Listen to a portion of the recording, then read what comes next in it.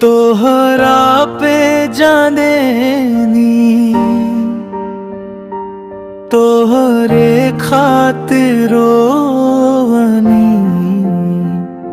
बनल बेवफा काहे जानू मोरा छोड़ा चल गई।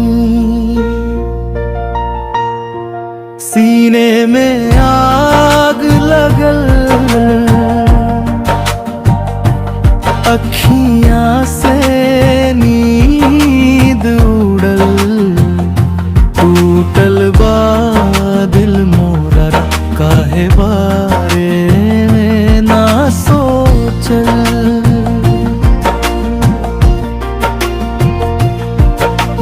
साथे जुड़ल सपनवा टूटल जैसे काश कस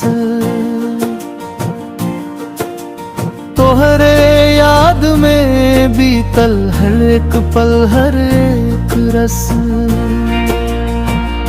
हम ता दिल से चाहनी दिलवा से खेल गई बेवफाई के राह पकड़ दूसर का से मेल गई।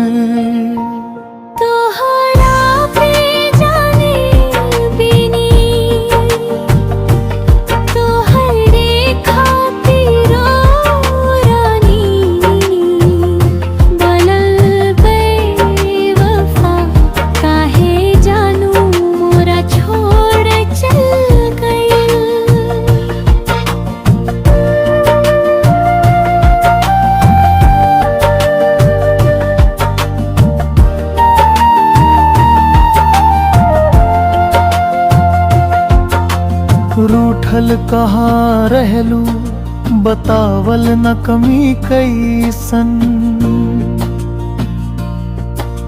लगल की प्यार झूठा तोहरे दिल पे रहत निशान। हम ता सजा सहत रही तोहरा खातिर हर जन्म तू ता मुस्कुरा के चल गईलू तोड़ गईलू मोर संगम। तोहरे पे जाने दनी तोहरे खातिरारनी बनल बेवफा काहे जानू मोरा छोड़ चल गई। सीने में आग लगल अखियां से नींद उड़ल टूटल बा दिल मोरा काहे बारे में ना सोचल।